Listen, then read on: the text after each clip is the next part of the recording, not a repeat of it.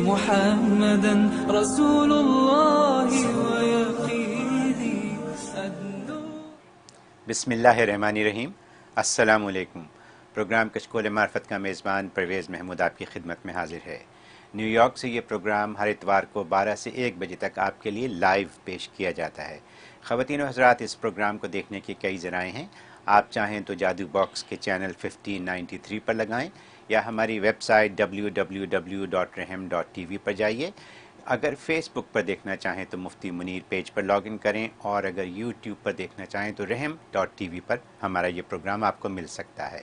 اس کے علاوہ آپ کے گھر میں جس قسم کا بھی ٹی وی باکس ہو، آپ اس پر رحم ٹی وی تلاش کیجئے اور وہاں آپ کو یہ پروگرام مل جائے گا. آئیے آپ کو پروگرام کی ترتیب بتاتے ہیں. ہمیشہ کی طرح آج بھی ہمارے 3 سیگمنٹ ہیں. ہمارا سب سے پہلا سیگمنٹ انمول موتی، جس میں روزمرہ کے مسائل میں سے کسی ایک ٹاپک کے اوپر بات چیت ہوتی ہے. ہمارا دوسرا سیگمنٹ شبہ کا ازالہ، جس میں دینی و دنیاوی شکوک و شبہات کا ازالہ کیا جاتا ہے. اگر آپ کے ذہن میں کسی قسم کا کوئی شبہ ہو تو ہمیں ارسال کیجئے، انشاءاللہ آپ کے شبہ کا ازالہ کریں گے. ہمارا تیسرا سیگمنٹ لطائف علمی، جس میں تاریخی پس منظر میں سے کوئی ایک دلچسپ واقعہ بیان کیا جاتا ہے.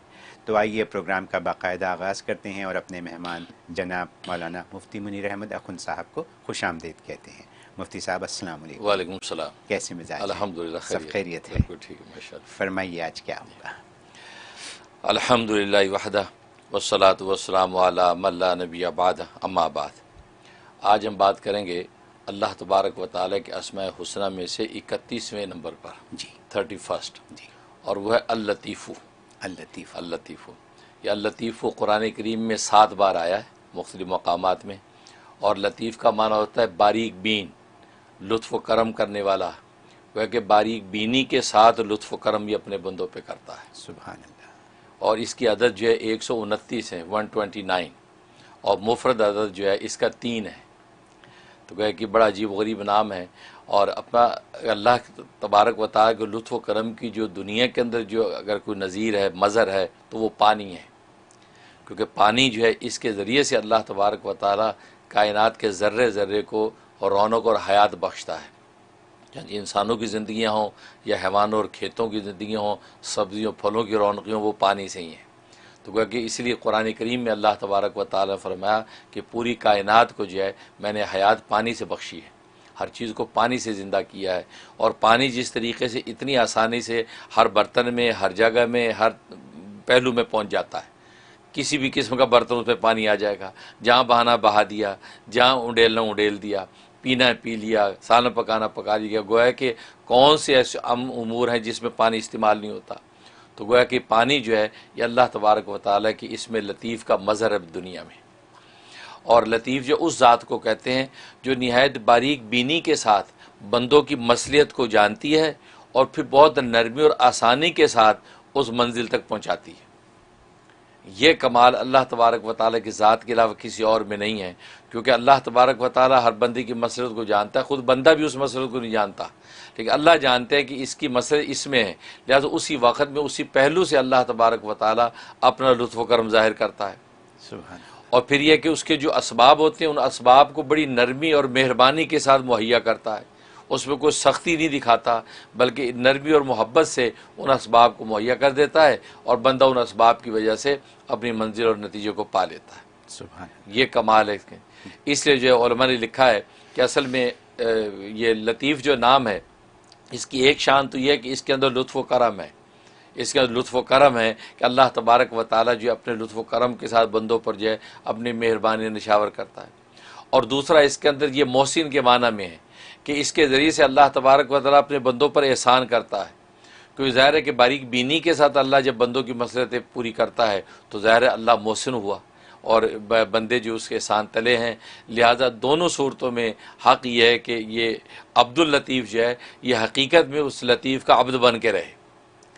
ہاں، یہ عبد اللطیف لطیف کا بندہ بن کے رہے. دنیا کو کوئی بھی لطف اٹھائے تو وہ یہ سوچے کہ یہ لطف اسے لطیف نے عطا کیا ہے، جب لطیف نے عطا کیا ہے تو پھر تقاضا یہ ہے کہ میں اس کا شکر گزار بنوں. تو لہذا کھانے سے کے بعد اللہ کا شکر کرے, پینے کے بعد اللہ کا شکر کرے, سو کے اٹھے تو اللہ کا شکر کرے, کپڑے پہنے تو اللہ کا شکر کرے. تو گویا کہ یہ سارے کے سارے لطف و کرم جو مل رہے ہیں یہ سب اس لطیف کی طرف سے مل رہے ہیں. اس لیے بندہ عبد اللطیف ہوتا ہے کہ یہ لطیف کا بندہ ہے. عبد اللطف نہ بنے, کہ لطف کا بندہ نہ بنے کہ اگر یہ لطف نہیں ہے تو سوچے کہ یار یہ کیا زندگی ہے. نہیں, نماز میں لطف نہیں تو کہ یار کیا نماز ہے. نہیں, لطیف کا بندہ بنے. اس لیے یہ لطیف نام جو ہے وہ ہر اعتبار سے اپنی جو ہے مہربانیاں اور برکتیں جو ہے بندوں پر نچھاور کرتا ہے. چنانچہ دنیا کے اندر اللہ تبارک و تعالی پانی کی سب سے بڑی مثال سمندر سے لی ہے کہ سمندر سب سے بڑا پانی کا ماخذ ہے, لیکن اس سارے کے سارے پانی کو اللہ نے کھارا رکھا ہے, میٹھا نہیں رکھا. اس لیے کہ اس سمندر کے اندر اتنا بحر بے کنار کے اندر جو ہے لاکھوں کروڑوں قسم کے جانور بستے ہیں, وہ وہیں جیتے ہیں وہیں مرتے ہیں. پھر دنیا بھر کی گندگیاں اس سمندر کے اندر جاتی ہیں. اگر اس کو میٹھا رکھا جاتا تو بندے کی مسلط کے خلاف ہے, کیونکہ اگر یہ جانور مر رہے ہیں, گندگیاں اس کے اندر ڈالی جا رہی ہیں, وہ میٹھا پانی اگر ہوتا تو وہ متاثر اور بدبودار ہو جاتا, اور ایسا بدبودار ہو جاتا کہ بہر خشکی پہ رہنے والے لوگوں کی زندگیاں اجیرن ہو جاتی. تو اللہ نے اس کے اندر خاص قسم کی تیزابیت رکھی ہے, خاص قسم کا کھارا پن رکھا ہے کہ اس کے اندر جانور مر بھی رہے ہیں, لوگ گندگیاں بھی ڈال رہے ہیں, لیکن وہ سب کو جلا کے راکھ کر دیتے, اس کی تیزابیت سب کو مٹا دیتی ہے, اور پانی اس کا ویسے کا ویسا. اور وہ پانی پینے کے قابل نہیں. باقی دنیا کے ہر کام دھندے کے لیے آپ کے بھاری بھاری ہوائی جہازوں کو یہاں سے لے کے وہاں تک پہنچاتا ہے, اور سامان تجارت ادھر سے ادھر پہنچتے ہیں.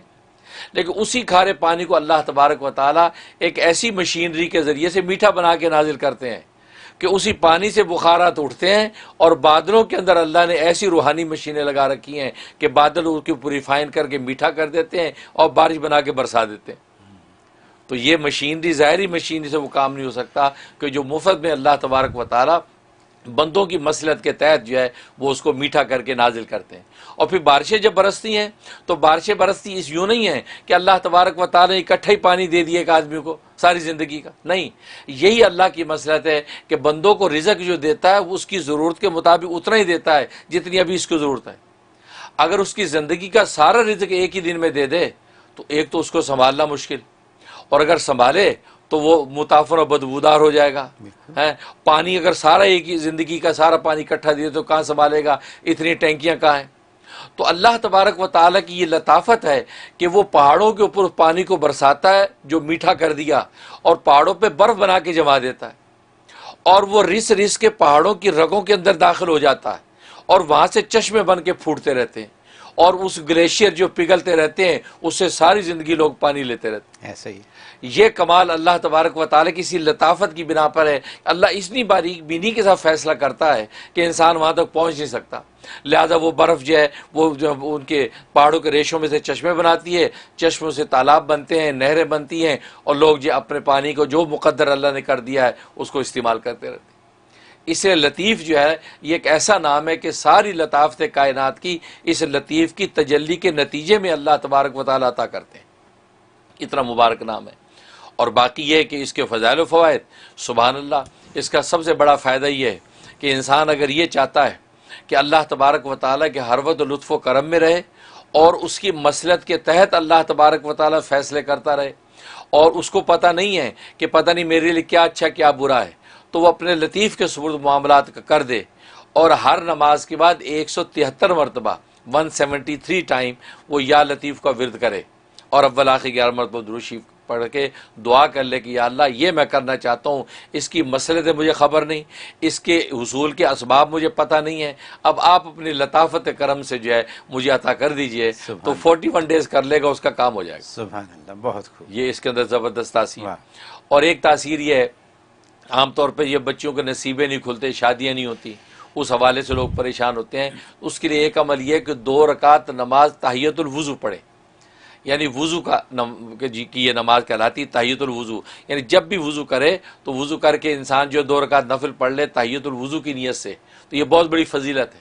اور یہ وہ فضیلت ہے کہ جس کی وجہ سے نبی کریم صلی اللہ علیہ وسلم نے آسمانوں پہ خواب کے اندر آپ نے آسمانوں کی سیر کی تو آگے آگے بلال حبشی کے چلنے کی آواز دیکھی, تو پوچھا کہ بھئی یہ کون آگے جا رہا ہے؟ تو حضرت جبرائیل امین نے فرمایا کہ یہ آپ کا غلام جو ہے بلال آگے آگے چل رہا خادموں کی طرح۔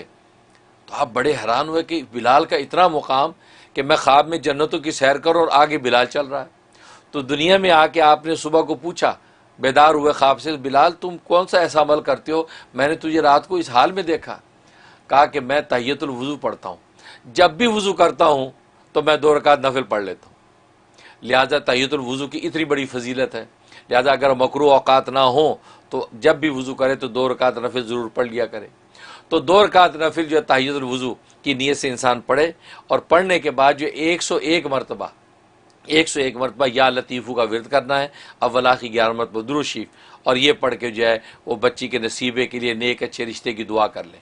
بچی خود بھی کر سکتی ہے یا والدہ یا کوئی بھی خونی رشتہ دار اس کے لیے کر سکتا ہے، اور یہ 90 دن کی نیت سے شروع کر لیں، بہترین رشتہ اللہ تبارک و تعالیٰ عطا فرماتے ہیں۔ اور اسی کا دوسرا عمل جو ہے وہ شادی کے لیے وہ یہ ہے کہ عشاء کے بعد 1111 مرتبہ آپ نے یا لطیفو پڑھنا ہے، 1111 ٹائم یا لطیفو، اول آخر 11 ہی مرتبہ جو ہے دروشی پڑھنا ہے، اور 11 ثابت کالی مرچیں سامنے رکھنی ہیں۔ جب یہ عمل پورا ہو جائے تو اس کے اوپر 3 دفعہ پھونک دینا ہے، اور وہ کالی مرچیں آگ میں جلا دینی ہے، تیز آنچ میں چلا دیں، اور اس کے بعد ہاتھ اٹھا کے اللہ سے نیک اور اچھے رشتے کی دعا کر لیں۔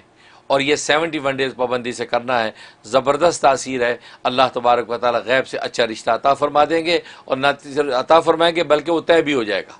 سبحان اللہ، یہ اس کے اندر خوبی۔ بہت خوب۔ اور ایک اس کے اندر تاثیر یہ ہے کہ انسان جو ہے وہ یہ چاہتا ہے کہ وہ اس پر گھر میں آفتیں ہیں، بیماریاں ہیں، اور بڑی قسم پرسی کی زندگی ہے، اور چاہتا ہے کہ ہر طرح کی آفتوں سے میری جان چھوڑے، جسمانی آفت، مالی آفت اور خاندانی آفتیں ہیں، اس کے اندر پھنسا ہوا ہے، اس سے بچنا چاہتا ہے کہ یہ سب کا سب اللہ تبارک و تعالیٰ رفع کر دے، اس میں زبردست تاثیر ہے۔ اس کے لیے اپنے نام کے عدد کے اعتبار سے جو اس کے نام کی عدد، یا خود لطیف کے نام کی عدد یہ ہے 129 ہے، 129، تو 129 دفعہ یا لطیف کا ورد کرے، کسی بھی ایک نماز کی بات طے کر لے، پھر روزانہ اسی نماز کی بات پڑھے، اول آخر 11 مرتبہ درود شریف کے ساتھ۔ انشاءاللہ یہ 90 دن کی نیت سے شروع کر لے، اللہ تبارک و تعالی ہر طرح کی آفتوں سے اس کو محفوظ کر لیں گے۔ سبحان اللہ، یہ اس کے اندر کمال موجود۔ بہت اور ایک فائدہ اس کا یہ ہے کہ انسان یہ چاہتا ہے کہ رزق کے حصول کا کوئی ذریعہ اختیار کرنا ہے، لیکن سمجھ میں نہیں آ رہا کہ کون سا ذریعہ اختیار کروں، تجارت کروں، ملازمت کروں، پھر تجارت میں کپڑے کا کاروبار کروں یا جوتوں کا کاروبار کروں، کس چیز کا کروں، تو بس اوقات انسان کو سمجھ نہیں آتی۔ پھر ماہرین سے انسان جو ہے ڈسکشن کرتا رہتا ہے، اس کے لیے اس کے اندر زبردست تاثیر۔ اس کا طریقہ یہی ہے، انسان جو ہے رات کے وقت کسی عشاء کے بعد کر لے، مغرب بعد کر لے یا تہجد وقت کر لے، تو یہ یا لطیف 313 دفعہ پڑھے، اول آخر جو ہے 13 مرتبہ درود شریف پڑھے، اور پڑھ کے اللہ تبارک و تعالی سے دعا کرے کہ یا اللہ آپ اپنے لطف و کرم سے مجھے گائیڈ کیجئے کہ میں کون سا کاروبار کروں، اور اسباب معیشت یعنی اس کاروبار کے لیے جتنے بھی اسباب ہیں وہ مہیا ہو جائیں، تو آپ مجھے گائیڈ کیجئے، اور دعا کرتا رہے۔ اللہ تبارک و تعالی آٹومیٹکلی یا تو اسی راہ پہ لگا دیں گے، یا اسی چیز کا شرح صدر ہو جائے گا کہ یار کپڑے کا کاروبار انشاءاللہ سے، یا خواب کے ذریعے سے یا بیداری میں قرائن کے ذریعے سے اللہ تبارک و تعالی رہنمائی کر دیں گے کہ تمہارے لیے یہ مفید ہے، لہذا اس کے مطابق وہ کرے گا تو اللہ معیشت کے ایسے اسباب مہیا کریں گے یہ سوچ بھی نہیں سکتا۔ سبحان اللہ، یہ اس کے اندر تاثیر۔ بہت خوب۔ اور جہاں تک جو خواب میں دیکھنے کا تعلق ہے، خواب میں اگر یہ لکھا یا سنا لطیف، تو اس کا مطلب یہ ہے کہ اللہ تبارک و تعالی جو ہے اس کو علم باریک بینی کا علم عطا کریں گے، یعنی کوئی بھی چیز باریکی کے ساتھ سمجھنے کا فہم اللہ اس کو عطا کریں گے۔ کوئی بھی چیز سامنے آئے گی اس کی بالکل تہہ تک باریکی تک پہنچ جائے گا، گویا کہ ایسی صلاحیت اللہ اس کو عطا کریں گے۔ اور اگر جو ہے وہ تعلیم کا کے ساتھ اس کا معاملہ نہیں ہے، اور عام ایک جو ہے چک دیہات کا آدمی ہے وہ یہ دیکھتا ہے، اس کا مطلب ہے کہ اللہ تبارک و تعالیٰ اس کی روزی کو فراخ کر دیں گے، اور ایسی جگہ سے روزی کا انتظام کریں گے کہ یہ سوچ بھی نہیں سکتا۔ سبحان اللہ۔ یہ اس کے فائدے۔ حضرت جب آپ یہ سب بیان دے رہے تھے میں تو گم تھا، اللہ اکبر۔ میں آپ کو حقیقت بتا رہا ہوں۔ ماشاءاللہ۔ اس کی وجہ یہ ہے کہ یا لطیفوں کی باریکی آپ نے جو پانی کے ساتھ تشبیہ دے کے بیان کر دی، یہ آپ ہی کا کام ہے۔ الحمدللہ۔ جیسے اور یہ حقیقت ہے کہ جو آپ نے پانی کا جو ذکر کر دیا اس میں، اگر ہم تو سوچتے ہی نہیں ہیں کہ اللہ نے ہمیں کیا مفت چیز دی، پانی اور ہوا کیسے مفت دیا ہوا ہمیں، اور جیسے آج آپ نے بیان کر دیا کہ پانی کیسے گلیشیئر بن کے اور بارش ہو کے اور کھارا پانی میٹھا ہو کے ہمیں کیسے مل جاتا ہے، یہ واقعی بڑی باریکی کی باتیں ہیں اور یا لطیفوں کی ہی باتیں ہیں۔ اس کے بعد جو ادر امپریسو تھنگ واز کہ آپ نے تمام دنیاوی مسائل کا حل یا لطیفوں کے ذریعے آج بیان کر دیا۔ اب میں آپ کو بتاؤں میں کیا کروں گا، میں آپ کے اس کلپ کو 3 4 5 6 دفعہ سنوں گا۔ کیوں کہ اس میں کوئی ایک حل نہیں تھا، اس میں کئی چیزوں کا حل ہے۔ ماں باپ کے لیے جن کے بچے ہیں ان کے لیے بھی حل ہیں، بچوں کے لیے خود حل ہے، کاروبار کا حل ہے، اور بہت سی اور باتیں ہیں۔ ابھی میرے ذہن میں ساری باتیں نہیں ہیں لیکن میں کئی دفعہ سنوں گا تو مجھے وہ حل پتہ چلے گا۔ یہ کام آپ سب کو کرنا چاہیے کہ یہ آپ سنیں مفتی صاحب کی یہ جو باتیں ہیں ان کو جانے نہ دیں۔ یہ مطلب یہ ہم تو خیر ان سے سنتے ہی رہیں گے لیکن یا لطیفوں پہ دوبارہ بات پتہ نہیں کب ہوگی، ہے نا، یہی بات ہے۔ تو سبحان اللہ، میں یہ کہہ سکتا ہوں، اور ماشاءاللہ کہ اللہ نے آپ کو ایسی بصیرت دی کہ آپ کا یہ بیان ایسا ہے کہ اگر ہم اس کو باندھ لیں اپنے ساتھ تو ہمارے مسائل حل ہیں۔ یہ بھی پتہ چل جائے کہ کون سا کاروبار کرنا ہے، اور یہ بھی پتہ چل جائے کہ بچوں کی شادیاں کیسے ہونی چاہیے۔ اچھی آج آپ نے وہ بات کی جو پچھلے 2 ہفتے پہلے کسی نے پوچھی تھی کہ صرف رشتہ ہی نہیں آنا چاہیے، رشتہ آنے کے بعد مکمل بھی ہونا چاہیے۔ یہ کوئی ایک سوال آیا تھا تو اس کا حل آپ نے اس دن بھی بتا دیا تھا اور آج بھی بتا دیا۔ تو یہ دنیا کے مسائل ہیں، ہم لوگوں کے مسائل ہیں یہ، اور لوگوں کو گھر بیٹھے اپنے لیونگ روم میں، اپنے بیڈ روم میں، ٹی وی کے اوپر، فون کے اوپر یہ مسائل کا حل یوں مل جاتا ہے۔ اور ماشاءاللہ اللہ آپ کو کیا کہہ سکتا ہوں، زندگی دے اور صحت دے اور تندرستی دے اور ایسے ہی رکھے ہمیشہ۔ تو میں نے بھی بہت کہہ دیا۔ کالیں لیتے ہیں، دیکھتے ہیں کون لائن پہ ہیں۔ پہلی کال لیتے ہیں۔ السلام علیکم، یور آن ایئر۔ السلام علیکم ورحمۃ اللہ وبرکاتہ۔ وعلیکم السلام، فرمائیے۔ جی میں حضرت جی کا مرید بول رہا ہوں، انڈیا گجرات جناگڑھ سے۔ میں نے تو حضرت جی کو کال کرنے کے لیے بہت کال کیے مگر 500 سے پریشان تھے۔ حضرت جی سے آج بات ہو رہی ہے، فرمائیے۔ اور میرا حضرت جی سے یہ سوال ہے کہ مجھے حضرت جی سے قلبی فیض حاصل کرنے کے لیے مراقبہ چاہیے۔ حضرت جی نے بتایا تھا، لیکن حضرت جی سے قلبی فیض حاصل کرنے کے لیے اور دوسرا یادداشت کے لیے پہلی بار بات ہو رہی ہے کہ بات میں بات نہیں کر پا رہا ہوں۔ ٹھیک، چلیے، بہت شکریہ۔ جی ماشاءاللہ ماشاءاللہ، انڈیا سے کال کر رہے ہیں، میرے مرید بھی ہیں اور قلبی فیض حاصل کرنا چاہتے ہیں۔ ظاہر ہے کہ جو شیخ کا جو فیض ان کے مریدین کو پہنچتا ہے، اور جب وہ اس کے لیے ایک چیز تو یہ تصور اور مراقبہ باندھیں، جیسے حضرت حکیم الامت مجدد ملت مولانا اشرف علی تھانوی رحمہ اللہ تعالی نے لکھا ہے کہ مرید اپنے شیخ کو سب سے کامل سمجھے، اور یہ سمجھے کہ سب سے زیادہ نافع دنیا کے اندر کوئی ہے میرے لیے تو میرا شیخ ہے، میرا پیر و مرشد ہے، لہٰذا سب سے زیادہ نفع مجھے اسی کی ذات سے پہنچ سکتا ہے، اور شیخ کو سب سے زیادہ باکمال سمجھے۔ جتنا زیادہ باکمال اپنے پیر و مرشد کو سمجھے گا، اللہ تبارک و تعالی اتنا ہی زیادہ مرید کو فیض پہنچاتے ہیں۔ ایک تو یہ نظریہ تصور باندھیں، اور دوسرا یہ مراقبہ اس بات کا کریں کہ کسی وقت جو ہے مغرب کے بعد خاص طور پہ 2 رکعت نماز حاجت پڑھنے کے بعد بیٹھ جائیں، اور یہ تصور باندھیں کہ میرا قلب شیخ کے قلب کے ساتھ یوں متصل جڑا ہوا ہے، اور شیخ کے قلب کے اوپر جو انوارات نازل ہو رہے ہیں وہ انوارات میرے قلب کے اندر منتقل ہو رہے ہیں۔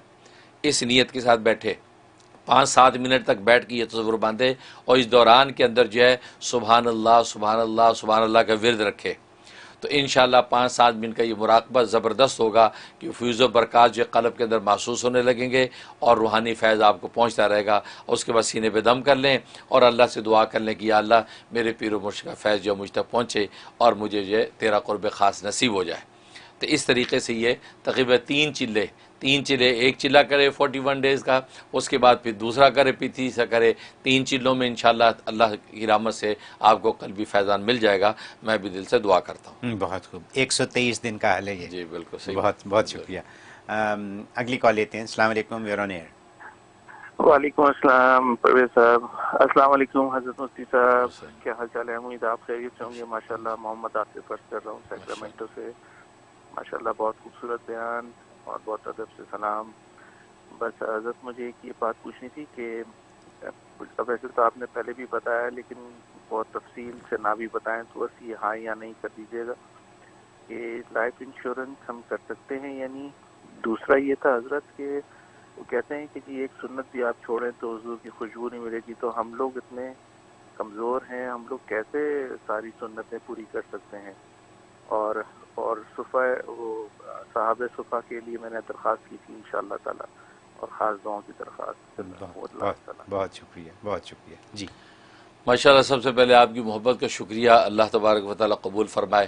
اور جہاں تک آپ کے پہلے سوال کا تعلق ہے تو جیسے کہ میں نے عرض کیا ہوا ہے اور اس پر باقاعدہ پورا پروگرام بھی ہم نے کیا کہ امریکہ یورپ میں خاص طور پہ جو ہے لائف انشورنس لینے کی بالکل اجازت ہے. لائف انشورنس بالکل کر سکتے ہیں. خاص طور پہ اب تو ہمارے ملکوں میں پاکستان, انڈیا, بنگلہ دیش وغیرہ ملکوں میں بھی اس قدر جو ہے انسانوں کی زندگی رسک پر ہے. ایسے مسلم کچھ فسادات جگہ جگہ ہوتے ہیں تو کسی کو کچھ بھی ہیپن ہو سکتا ہے. اس لیے جو ہے وہ ہندوستان کے اندر بھی وہاں دارالعلوم دیوبند کے مفتی اعظم مفتی جو ہے اعظمی رحمۃ اللہ علیہ, نظام الدین اعظمی نے اسی بنیاد پہ کہ وہاں مسلم کچھ فسادات ہوتے ہیں, اچانک اموات ہوتی ہیں تو وہ جو ہے بعد میں فیملیاں جو ہے وہ سروائیول نہیں کر پاتی, تو انہوں نے وہاں اجازت دی. اور یہی اصول جو امریکہ یورپ کے اندر بھی یہاں اچانک ایسے حادثات پیش آ جائیں تو آگے فیملیوں کے لیے سروائیو مشکل ہوتا ہے, کیونکہ دکان مکان سے لے کے ہر چیز تو مارگیج پہ ہوتی ہے اور نتیجہ یہ ہے کہ وہ روڈ پہ ہوتے ہیں.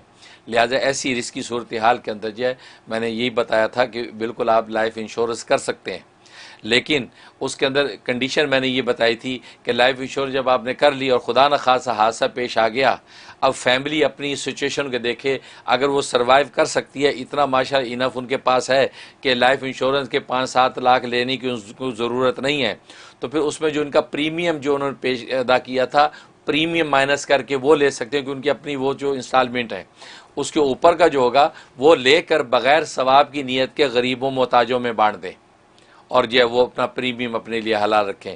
لیکن اگر وہ دیکھتے ہیں کہ نہیں سروائیول نہیں ہے, دکان مکان ہر چیز ہی مارگیج پہ ہے اور جو ہے وہ ہمارا مین آدمی دنیا سے چلا گیا, آپ کیا کریں؟ تو پھر آپ کے لیے وہ حالت اضطرار ہے, اور حالت اضطرار کی وجہ سے پھر آپ کے لیے وہ ساری رقم لینا بالکل حلال و جائز ہے. اسی لیے میں کہا کرتا ہوں امریکہ یورپ کے اندر زندگی رسک پہ رہتی ہے, یہاں کے خرچے, یہاں کی زندگی لیونگ آسان نہیں ہے, لہٰذا یہاں پہ لائف انشورنس کرا لینی چاہیے. پھر اس کنڈیشن کے تحت پھر آگے آپ اس کو ڈیسیژن لے سکتے ہیں کہ آپ کو کرنا کیا ہے. یہ اس کا طریقہ ہے, اس طریقے سے کریں گے تو انشاءاللہ اللہ کی رحمت سے کامیابی رہے گی. حضرت بہت شکریہ. میں خاص طور پہ شکریہ کہوں گا کیونکہ میں لائف انشورنس بزنس میں ہوں. اچھا تو آپ نے میری پہلے بھی تسلی کروا دی تھی اور آپ نے میری آج پھر تسلی کروا دی, تو میں شکر گزار ہوں اور ان کے سوال پوچھنے کا بھی شکر گزار ہوں. بہت خوب. اگلی کال لیتے ہیں. السلام علیکم, یور آن ایئر. ہیلو, السلام علیکم ورحمۃ اللہ وبرکاتہ. وعلیکم السلام. ہمارے 2 سوال ہیں. پہلے یہ کہ میرا بھائی گرنے کی وجہ سے اس کے پھرے کی ہڈی جو تو گوشت سے نکل گئی اور وہ ہڈی دوسری ہڈی سے ٹکرائی, تو اس کے آنکھوں میں اندھیری آ رہی ہے اور اس کی وجہ سے تکلیف میں, تو اس کے لیے کچھ وظیفہ بتا دیجیے. اور دوسرا یہ کہ میری شادی ہونے والی ہے اور میں اپنا مہر جو تو مسجد خون کی تعمیر میں لگانا چاہتی ہوں, تو اس کا ذریعہ بتا دیجیے. اور حضرت جی ہم سب کے لیے خاص دعا کی درخواست. جزاک اللہ خیر. شکریہ. ماشاء اللہ, آپ کی محبت کا شکریہ کہ آپ مسجد خون کے اندر اپنے مہر کی رقم لگائیں گی. تو ظاہر ہے کہ اس میں واٹس ایپ پہ آپ پوچھ لیں, یا یہ کہ ہماری جو ویب سائٹ پہ چلی جائیں kitabummunir.com یا مفتی منیر جو ہے .org پہ چلی جائیں, تو وہاں پر جو ہے پے پال کے ذریعے سے آپ وہاں جمع کروا سکتی ہیں, یا جو ہے وہ رحم ٹی وی donation.com پہ چلی جائیں, وہاں پر بھی آپ جمع کرا سکتے ہیں. کسی بھی طریقے سے آپ اپنے جو رحم مہر کی رقم مسجد اخون کے لیے دے سکتی ہیں. فور کے اندر آپ لکھ دیں کہ مسجد اخون کے لیے یہ عطیہ ہے. اور باقی یہ ہے کہ بھائی کے لیے اس کے لیے نوٹ کر لیں, یا جبارو یہ 125 دفعہ پڑھنا ہے. جو بھی ہڈی کی جگہ جو مقام متاثر جہاں چوٹ لگی ہے 125 دفعہ یا جبارو پڑھیں, اول آخری 11 مرتبہ درود شریف پڑھیں, پڑھ کے جو ہے اس جگہ پر پھونک دیں, یا ہاتھوں پہ دم کر کے ہاتھ جو ہے وہاں پر جو ہے 3 دفعہ مل دیں, یا وہ خود بھی پڑھ کے وقفے سے دم کر سکتا ہے. بہت مجرب ہے, 41 ڈیز کرنا ہے. انشاءاللہ اللہ کی رحمت سے ہڈی کا معاملہ ان کا فکس ہو جائے گا. میں بھی دعا کرتا ہوں. بہت شکریہ. اگلی کال لیتے ہیں. السلام علیکم, یور آن ایئر. ہیلو. وعلیکم السلام. جی میرا نام عبدالصمد ہے, میں کراچی سے حضرت جی کا مرید بات کر رہا ہوں. اللہ تعالیٰ حضرت جی کو ایک جزائے خیر دے. حضرت جی اس طرح امت کی خدمت کر رہے ہیں تو اللہ تعالیٰ کا، میں تو کہتا ہوں ہمارے اللہ تعالیٰ کا بہت بڑا امت محمدیہ پر احسان ہے کہ اللہ تعالیٰ نے حضرت کی شخصیت ہمارے درمیان پیدا فرمائی. جس طرح صحابہ کرام اپنی مشکلات کے لیے نبی صلی اللہ علیہ وسلم کو دیکھتے تھے، جس طرح علماء جو ہوتے ہیں وہ کہا جاتا ہے انبیاء کے وارث ہے، تو ہم حضرت جی کو دیکھتے ہیں اپنی ساری مشکلات کے لیے. اللہ تعالیٰ حضرت جی کی زندگی میں ہر چیز میں خیر و برکت والا معاملہ فرمائے. میرے صرف 2 سوال تھے چھوٹے چھوٹے سے.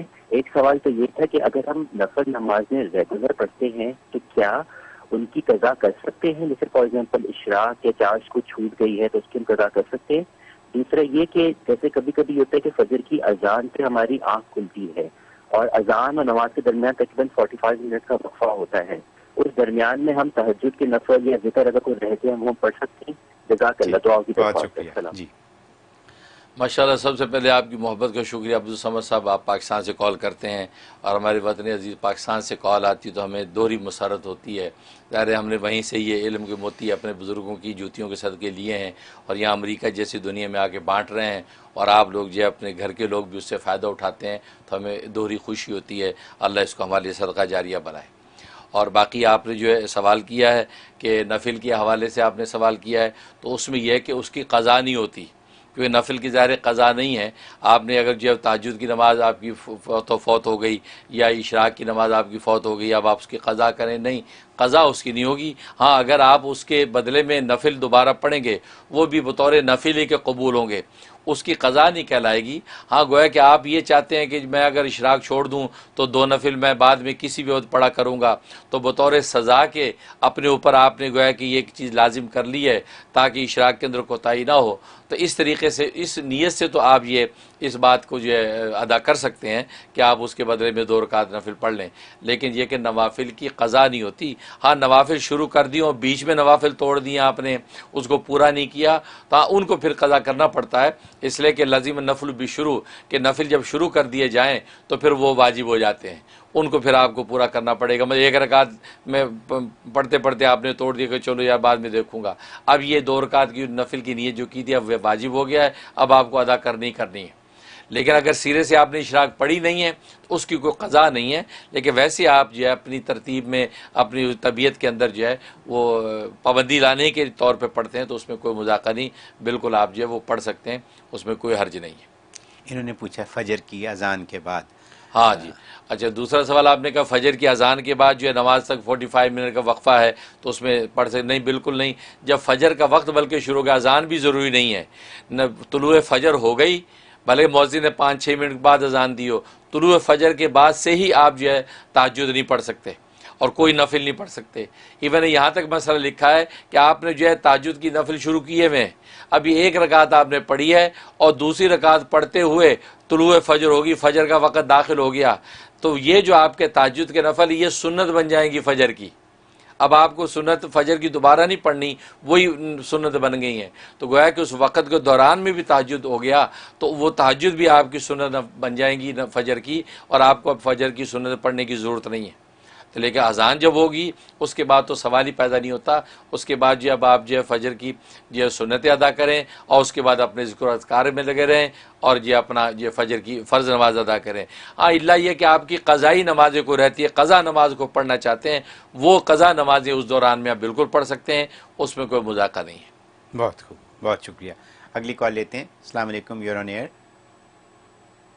ہیلو، السلام علیکم. جی میں بنگلہ دیش سے شبا بات کر رہی ہوں. ماشاءاللہ. جی حضرت جی السلام علیکم، خیریت سے ہے؟ وعلیکم السلام، الحمدللہ. جی آپ کا کیا تعریف کروں، آپ کا تعریف کرنے سے میری عمر بھی کم پڑ جائے. اللہ تعالیٰ آپ کو خدمت خلق کا بہترین جزا عطا کرے، گھنٹوں بیٹھنے کی خوب جزائے خیر عطا کرے. آمین اللہم آمین. پہلے تو میں صرف آپ کی مرید تھی، اب تو الحمدللہ آپ کی بیٹی بن گئی ہوں. الحمدللہ بہت بڑی بات ہے میرے لیے. ساری دنیا کی رشتے ایک طرف اور آپ سے میرے رشتے ایک طرف، میرا اللہ جانتا ہے.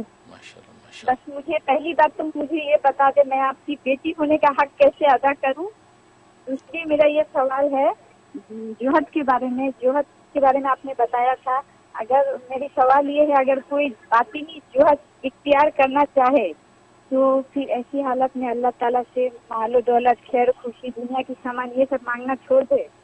اور پھر اگر جس کے پاس اگر یہ سب کچھ نہیں ہے تو وہ اتنی عظیم عبادت سے محروم ہو گیا. اور پھر بینک میں پیسہ رکھنا یہ سب سے جو ہے ادنا درجہ کا خلاف ہے. میں نے یہ کہیں سنا تھا, بس ذرا رہنمائی کر دے. ٹھیک, بہت شکریہ, اللہ حافظ. ماشاء اللہ, ماشاء بنگلہ دیش سے سب آپ کال کر رہی ہیں. ہاں بالکل ماشاء اللہ, آپ تو ہماری بیٹیوں کی فہرست میں آ گئی ہیں, کیونکہ بہت سی بیٹیاں بہنیں مائیں ماشاء اللہ بن رہی ہیں, تو آپ بالکل بیٹیوں کی فہرست میں آ چکی ہیں. اور بیٹی ہونے کا سب سے بڑا حق یہ ہے کہ دعا, کہ اولاد جو ہے اپنے ماں باپ کے لیے جیسے دعا کرتی ہے, اور اولاد کی دعا ماں باپ کے حق میں اللہ قبول کرتے ہیں, اور بعد میں مرنے کے بعد بھی صدقہ جاریہ کے طور پہ وہ دعا جو ہے وہ اس کے لیے نافع ہوتی ہے. تو بس دعا سب سے بڑی چیز ہے کہ اللہ جو ہے دین دنیا کی عافیت عطا فرمائے, اور اشاعت دین, دفاع اسلام اور خدمت خلق کا جو میں کام کر رہا ہوں, اللہ اس کو پورے اخلاص کے ساتھ اور قوت ہمت کے ساتھ اور جرت اور طاقت کے ساتھ اللہ اس کو ادا کرواتا رہے, جس سے اللہ بھی راضی ہو اور اللہ کے رسول بھی راضی ہوں. بھئی یہ سب سے بڑی چیز دعا ہے, وہ دعا آپ لوگ کرتے رہیں. بھئی یہ مجھے چاہیے, اور میری دعائیں بھی بحیثیت باپ کے گویا کہ انشاءاللہ آپ لوگوں کے لیے رہیں گی. اور باقی رہا سوال آپ کا بہت اچھا ہے کہ اس باطنی زہد انسان جب حاصل کرنا چاہتا ہے تو اس کے لیے ظاہری ساز و سامان کا ہونا نہ ہونا دونوں برابر ہیں. اگر ظاہری ساز و سامان نہیں ہے تو پھر باطنی زہد اختیار کیا ہوا ہے تو بھی انسان کا بات, کیونکہ زہد کا مطلب بے رغبتی, زہد کا مطلب بے رغبتی ہے, دل سے بے رغبت رہے. ہاں دنیا کی نعمتیں ہیں, زیور بھی پہن رہا ہے اور جب پوشاکیں بھی پہن رہا ہے, دنیا کے ساتھ سامان بھی ہے, لیکن ان کے ساتھ دل نہیں لگا ہوا ہے, دل ان کی عطا کرنے والے کے ساتھ لگا ہوا ہے. اس کو کہتے ہیں باطنی زہد. تو باطنی زہد جو ہے وہ آپ کے بینک بیلنس کے خلاف نہیں ہے. بینک بیلنس بھی ہیں, اچھی پوشاکیں بھی ہیں, اور رہنے سہنے کے سامان اور سونے اور زیورات بھی ہیں, لیکن دل کے اندر ان کی محبت نہیں ہے. ضرورت ہے کہ دنیا کی ایک ضرورت, دنیا میں پروقار زندگی کے لیے ان چیزوں کی ضرورت, دنیا میں آسائش میں رہنے کے لیے اس کی ضرورت, تو یہ ضرورت کا ایک رشتہ ان چیزوں کے ساتھ رہے, محبت کا رشتہ نہ ہو. اس کو کہتے ہیں باطنی زہد. تو باطنی زہد جو ہے اس حال میں یہ پہلے والے زہد سے بھی بڑھ جاتا ہے, کیونکہ لکھا ہے کہ اگر کسی کے پاس ساز و سامان ہے ہی نہیں دنیا کا, اب وہ دنیا سے بے رغبت ہے, تو وہ تو مجبور ہے بظاہر, اس کے پاس سامان ہی نہیں ہے, اس سامان کی محبت کا لطف اس کے سامنے آیا ہی نہیں ہے. تو اگر باطنی زہد میں ہے اور روٹی چٹنی کھا کے یہ اگر خدا کو یاد کرتا تو یہ تو کوئی کمال نہیں ہے. زیادہ کمال اس کا ہے کہ جس کو اللہ نے بادشاہوں والی زندگی عطا کر رکھی ہے, پھر وہ اپنی بادشاہت سے اگنور کر کے اللہ کی بادشاہت کو دیکھتا ہے. یہ وہ زہد ہے جو پہلے والے سے زیادہ با کمال ہے. لہذا باطنی زہد بس یہی ہے کہ آپ دنیا کی نعمتیں بالکل مانگیں, دنیا کے ساز و سامان مانگیں, کیونکہ اس کا تو حکم خود قرآن کی دعا میں ہے, ربنا آتینا فی الدنیا حسنہ, اے ہمارے رب دنیا میں بھی شان و شوکت کی ٹھاٹھ کی زندگی عطا فرما, وفی الآخرۃ حسنہ, اور آخرت میں بھی ٹھاٹھ شان کی زندگی عطا فرما, وقنا عذاب النار. تو اس دعا میں اشارہ کر دیا کہ دنیا میں ٹھاٹھ کی چیزیں عطا کی, لیکن رغبت آپ کو آخرت کی ہے اور آخرت میں بھی ٹھاٹھ مانگ رہے ہیں. اس کا مطلب یہ ہوا کہ آپ باطنی طور پہ ان سے دل نہیں لگا ہوا, محبت آپ کو آخرت سے ہے لیکن ضرورت دنیا کی بھی ہے. اس طریقے سے آپ تصور باندھ کے چلیں تو یہ باطنی زہد ہے, اور اللہ تبارک و تعالیٰ یہ عطا کر دیتے ہیں. بہت بہت شکریہ.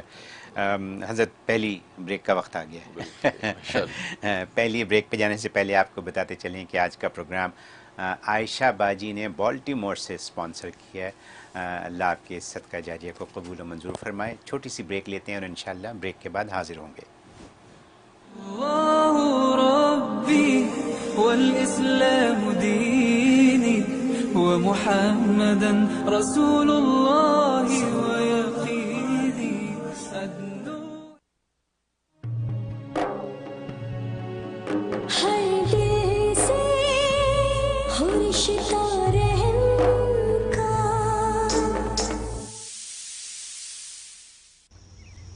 Some people think Allstate only protects your car. Here's the truth.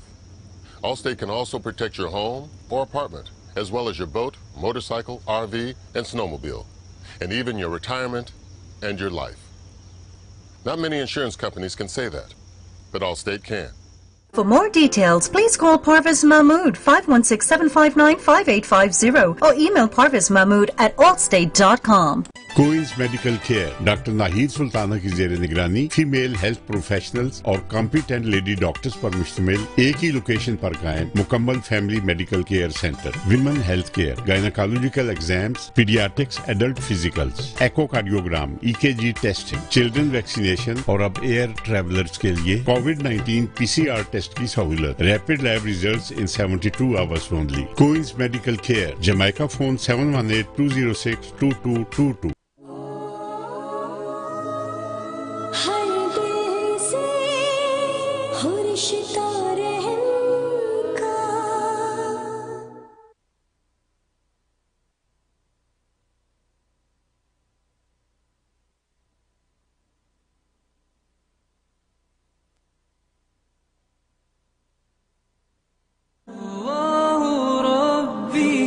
والإسلام ديني ومحمدا رسول الله ويقيني.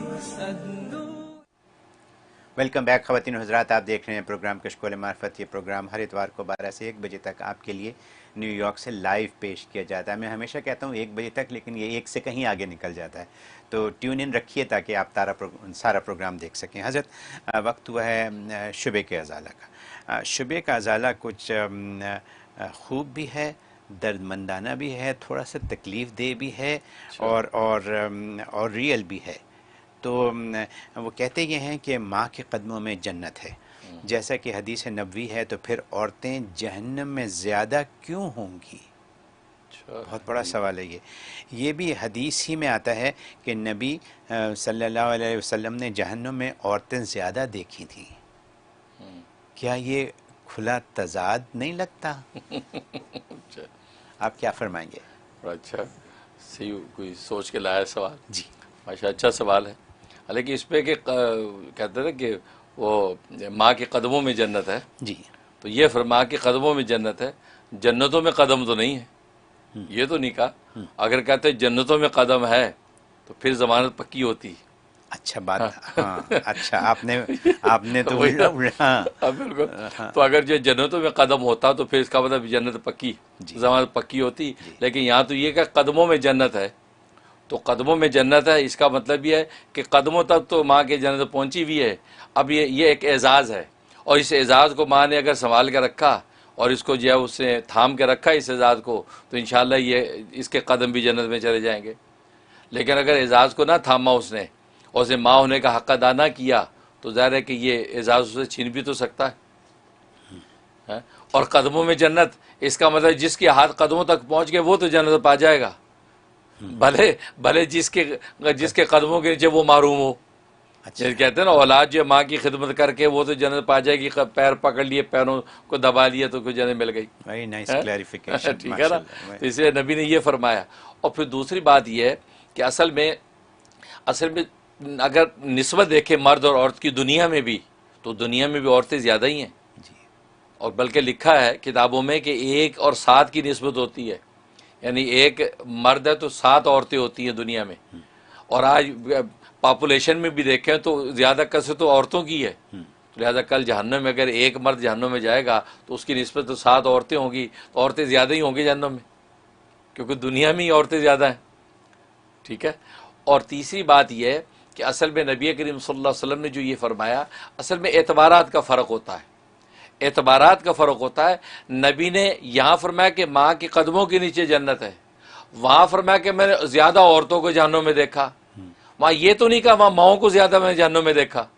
اگر یہ فرماتے کہ میں ماں کے قدموں کے نیچے جنت ہے اور میں نے ماؤں کو جہنم میں بہت زیادہ دیکھا، تو پھر سوال پیدا ہوتا کہ یار یہ کھلا تضاد ہے کہ وہاں ماں کے نیچے جنت اور یہاں ماں جہنم میں.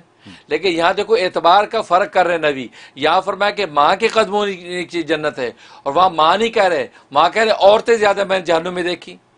کیونکہ یہ بات طے ہے کہ ماں تو عورت ہوتی ہے، لیکن ہر عورت ماں نہیں ہوتی. ہر عورت ماں نہیں ہوتی، لیکن ماں عورت ہوتی ہے. اس کا مطلب ہے کہ نبی نے خود ہی الفاظ اس طرح استعمال کیے ہیں کہ اعتبار بدل دیا ہے کہ ماں ہونے کے اعتبار سے جنت کی ضمانت دے دی اور نفس عورت ہونے کے اعتبار سے جہنم کی خبر دے دی. تضاد ہے ہی نہیں. کھلا تضاد کیا، بند تضاد بھی نہیں ہے، کوئی تضاد اس میں نہیں ہے. ٹھیک ہے نا. اسے نبی نے اس کو کلیئر کیا. اور پھر یہ جب یہ حدیث نبی پاک صلی اللہ علیہ وسلم نے فرمائی، بلکہ امام بخاری رحمہ اللہ تعالیٰ نے باب باندھا ہے یکفر العشیر کے نام سے کہ جب اپنے شوہروں کی ناشکری کرنا یہ اس کو جو کفر قرار دیا ہے، یہ اس کا باب باندھا ہے کفر دون کفرین، کہ ہر کفر کے نیچے کفر ہوتا ہے. ایک تو اعتقادی کفر ہے، ایک عملی کفر ہوتا ہے. تو ناشکری کو بھی کفر قرار دیا ہے. اور آگے حدیث جو لائے اس کے اندر یہ فرمایا کہ نبی کریم صلی اللہ علیہ وسلم نے جو فرمایا کہ میں نے جو ہے مجھے جہنم دکھائی گی، اور جہنم میں کثرت سے عورتوں کو دکھایا گیا. عورتوں کو دکھایا گیا. کیوں دکھایا گیا؟ فرمایا اس لیے کہ یکفرن العشیر، کہ یہ عورتیں اپنے خامدوں کی ناشکری کرتی ہیں. گویا کہ ایک وجہ یہ بیان کی. وہ یکفرن الاحسان، اور احسان کی ناشکری کرتی ہیں. مطلب یہ فرمایا آگے تفصیل کر دی کہ ایک شوہر اب ساری زندگی اس بیوی کے ساتھ بھلا کرتا رہتا ہے، کبھی اس سے کوئی برا ہو جائے اس کے حق میں، جس کو عورت نے یہ سمجھا کہ اس نے میرے ساتھ برا کیا ہے، بھلے حقیقت میں برائی نہ ہو، تو ایسا کوئی رویہ مرد کی طرف سے ہو جائے، کمی بیشی ہو جائے، تو کہہ دیتی کہ میں نے تو تیری طرف سے ساری زندگی کوئی خیر دیکھی ہی نہیں ہے. وہ سب پر پانی پھیر دیتی. یہ رویہ اللہ کو پسند نہیں ہے. تو نبی نے یہ فرمایا کہ یہ جو شوہروں کی ناشکری کرتی ہیں، ساری زندگی شوہر اس کو سنبھالتا ہے، کبھی زندگی میں کوئی کمی بیشی ہو گئی تو فوراً کہتی کہ وہ میں ماں رہی تو من کا خیر قطو، میں تو کبھی تیری طرف سے خیر دیکھی نہیں ہے، کیا تیرے پاس آ کے میں عذاب میں آ گئی. لمبی چوڑی باتیں کرتی. فرمایا کہ یہ ایک وجہ. اور دوسری حدیث میں صحابہ کرام رضوان اللہ علیہم اجمعین نے خود پوچھا یا رسول اللہ صلی اللہ علیہ وسلم، آپ نے عورتوں کو جہنم میں زیادہ کیوں دیکھا؟ یہ عورتوں میں کون سا ایسا گناہ ہے کہ جس سے زیادہ جہنم میں ہوگی؟ تو آپ نے فرمایا اصل میں ان میں دو عیب ہیں. ایک عیب تو یہ کہ یہ شوہر کی ناشکری کرتی ہیں، اور دوسرا عیب یہ کہ یہ لعن تان بہت کرتی ہیں. یہ ایک دوسرے پہ لعنت بہت بھیجتی ہیں، لہٰذا ہر ایک دوسرے پہ لعنت بھیجتی ہے. ساس بہو پہ بھیجتی ہے، بہو ساس پہ بھیجتی ہے. جب سارے ایک دوسرے پہ لعنتیں بھیجتی ہیں تو لعنتیں اللہ کے جب قبول ہو گئیں تو ساری جہنم میں جائیں گی نا. اس لیے اسی حدیث میں نبی نے فرمایا کہ عورتوں تمہیں میں نے جہنم میں زیادہ دیکھا ہے، اب اس سے بچنے کا طریقہ ہے صدقہ دیا کرو، صدقہ زیادہ سے زیادہ دیا کرو. جب اللہ کے راستے میں صدقہ دو گی اس سے کیا ہوگا؟ ایک تو یہ کہ عورت کے اندر طبعی طور پہ بخل ہوتا ہے، اس میں سخا نہیں ہوتا. اور صدقہ ایک ایسی چیز ہوتی ہے اللہ تبارک و تعالیٰ کی ناراضگیوں کو ٹالتا ہے. لہذا اس ناشکری کی وجہ سے، لعن تان کی وجہ سے اللہ کے ہاں تم پکڑی جا سکتی ہو. اسے صدقہ دیا کرو. صدقہ دیں گے تو اللہ کا غضب ٹھنڈا ہوتا ہے. جب غضب ٹھنڈا ہوگا تو اللہ تمہاری لعن تان کو معاف کر دے گا. شوہر کی جو ناشکری کی تم نے وہ معاف کر دے گا، کیونکہ شوہر کی ناشکری مالی معاملات میں ہوتی ہے زیادہ، کہ دیکھو آپ نے فلاں کو اتنے جوڑے بنا دیے، بہن بھائیوں کو تم نے اتنا بھیج دیا، مجھے تم نے یہ دیا، فلاں بہن کی شادی پہ ایسے وہ فلاں زیور ڈالا، اور میری شادی میں تمہیں 2 تولے کا ڈالا. بھئی تیرے ساتھ جب شادی ہوئی تھی تو 2 تولے کے قابل تھا بیچارہ. آج تیری برکت سے مالدار ہو گیا، بہن کی شادی کر رہا تو وہاں 10 تولے کا ڈال دیا. وہ یہ کمپیریزن نہیں دیکھتی، کہتے دیکھا اس کو تو 50 تولے کا اور ہمیں تم نے 1.5 تولے کا دیا. تو وہ نہیں سوچتی کہ اب بیچارے نے گروہ کیا، اس قابل ہے، اب تو ہاں بیٹی کا کل کو کرے گا تو 50 ہی دے گا. بس یہ سوچے بغیر پھر لعن طعن شروع کر دیتی ہیں. تو نبی نے یہی شکایت کی، ان میں 2 خرابی ہیں، اس لیے زیادہ جہنم میں جائیں گی. اس لیے عورتوں کو بھی چاہیے کہ ایک صدقے کا زیادہ اہتمام کریں، اور شوہر کے گھر کے اندر کیسی بھی کہتے کہ نرم گرم جیسی بھی زندگی گزرتی ہے، اللہ کا شکر کرے کہ یا اللہ تو نے کم ایک شوہر تو عطا کیا ہے، ایک حلال طریقے سے 2 وقت کی روٹی تو عطا کی ہے. ورنہ کتنی ایسی گھروں میں بیٹھی ہیں وہ وظیفے پڑھ پڑھ کے ان کی زبانیں خشک ہو گئیں، رشتے نہیں مل رہے ہیں. تو شکر کرے، شکر کی عادت پیدا کرے. اسے نبی نے کہا شکر زیادہ کیا کرو. عورتوں میں ناشکریاں ہیں. اور لعن طعن ایک دوسرے پہ لعن طعن نہ کرو، کہ جب ایک دوسرے پہ لعن طعن کرتے دونوں کی قبول ہو جاتی ہیں، لہذا اللہ کے یہاں ملعون ہو جاتی ہیں. اس لیے منع فرمایا. تو یہ وجہ ہے وہاں پہ آخرت میں ہونے کی کہ اپنے اخلاقیات کی اصلاح کریں، اور وہ کثرت صدقہ سے اللہ تبارک و تعالیٰ ان کو جو ہے وہ کر سکتے ہیں. باقی حدیث میں کوئی تضاد نہیں، میں نے بتایا اعتبارات بدل جائیں حکم بدل جاتا ہے. مطلب ایک آدمی ہے، اپنے باپ کے اعتبار سے بیٹا ہے، اپنے بیٹے کے اعتبار سے باپ ہے، एतबार बदल गया ना। जब बाप की निस्बत की तो बेटा नजर आ रहा है, बेटे की निस्बत की तो बाप नजर आ रहा है। तो यहाँ पर माँ की निस्बत की तो जन्नत नजर आ रही है, आम औरत की निस्बत की तो जहन्नुम नजर आ रही है। तो एतबार बदल गया। एतबार बदलने पे कोई बात, ये हुक्म बदल जाता। या तो यूं कहा जाता कि माँ के कदमों के नीचे जन्नत है और माएँ मैंने जहन्नुम में ज्यादा देखी हैं। अब आप एतराज करते, अल्लाह ने एतबार बदल दिया नबी ने, उसकी वजह से उसमें कोई मजाक नहीं। बहुत खूब, ये वाकई आपने इस तजाद की क्लैरिफिकेशन ऐसी कर दी है कि ये मुझे यकीन है कि सबको ये बात अब समझ आ गई होगी। और माँ के कदमों के नीचे जन्नत है, माएँ भी तो उसको संभाल के रखेंगी। बहुत खूब, बहुत शुक्रिया। कॉलम का सिलसिला शुरू करते हैं, देखते हैं कौन लाइन पे। अस्सलाम वालेकुम, यूर ऑन एयर। जी जी, अस्सलाम वालेकुम, मैं इंडिया से बात कर रही हूँ, मुन्नावाला नाम है मेरा जी। मेरी एक छोटी सी बच्ची है, न्यू बॉर्न बेबी है, तो उसको शायद सही नहीं है। 2 जन्म के बाद शायद 2.25 था। तो ऐसा कुछ अमल बता दीजिए ताकि उसके शायद सही हो जाए। और वो दूध भी पीती नहीं है, तो उसके लिए मुफ्ती साहब कुछ ऐसा अमल बता दीजिए वो दूध भी पी सके। ठीक है, और सेहत भी सही हो जाए। ठीक जी, शुक्रिया जी, माशाल्लाह। उसके लिए आप ये नोट कर लें, सूरह फातिहा पढ़नी है बिस्मिल्लाह मिला के 41 टाइम। यूं पढ़नी है बिस्मिल्लाहिर्रहमानिर्रहीम मिल्हम्दुलिल्लाहि रब्बिल आलमीन आमीन तक 41 टाइम पढ़नी है। और उसके बाद या लतीफ़ु 129 दफ़ा पढ़ना है। या लतीफ़ु 129 दफ़ा पढ़ के अपने सीने पे दम करना है। फिर बच्ची के दोनों कानों में ज़ोर ज़ोर से फूंकना है, चेहरे पे फूंकना है, हाथों पे दम करके पूरे उसके या बदन पे मल देना है। तो ये अमल करना है। इससे होगा कि एक तो वो दूध पिएगी, उसकी सेहत अच्छी हो जाएगी, बीमारी रफ़ा हो जाएगी, और जो भी तकलीफ और शिकायत है वो रफ़ा हो जाएगी। बहुत मुजर्रब है, 21 डेज़ आपने पाबंदी से करना है। अव्वल आखिर 3 मरतबा दुरूद इब्राहिमी पढ़ लें, इंशाअल्लाह आपकी बच्ची को शिफा सेहत होगी और दूध भी पिएगी। मैं भी दिल से दुआ करता हूँ। बहुत खूब, बहुत शुक्रिया। अगली कॉल लेते हैं। अस्सलाम वालेकुम, यूर ऑन एयर। हेलो, अस्सलाम वालेकुम जी, मैं रिजवाना कैलिफोर्निया से बात कर रही हूँ और मैं बहुत पुरानी आपकी मुरीद हूँ, मुफ्ती मुनीर की। और बस मेरी दुआएं हैं उनके लिए और पूरी आपकी टीम वर्क के लिए। मेरे 2 छोटे छोटे सवाल हैं और एक सिर्फ छोटी बात मुझे ये पूछनी है कि हम दुरूद ताज और अहदनामा पढ़ते थे तो लोगों ने कहा कि नहीं पढ़ना चाहिए, तो उसका मेक श्योर करना है। और सवाल मेरा ये है कि मेरे हस्बैंड हैं, उनके राइट हैंड में बाजू से उनको दर्द हो रहा है, बाजू की तरफ से, और तकरीबन पूरे हाथ में उनको दर्द है। राइट हैंड है उनका, उनको मैं हर चीज़ करती हूँ लेकिन पढ़ने का थोड़ा सा कुछ किसी पे बता दें। और एक क्विकली ये मुझे पूछना है कि मेरी एक रिलेटिव है, पाकिस्तान में है, उनकी बेटी को जो है उनके हस्बैंड ने जो है मार कर और इतनी बुरी तरह से करके घर से निकाल दिया है, और कोई ड्रग का निशाना भी बनाया हुआ है कि वो उनको शुगर था तो बोला नहीं ये तुम्हें पीना पड़ेगा।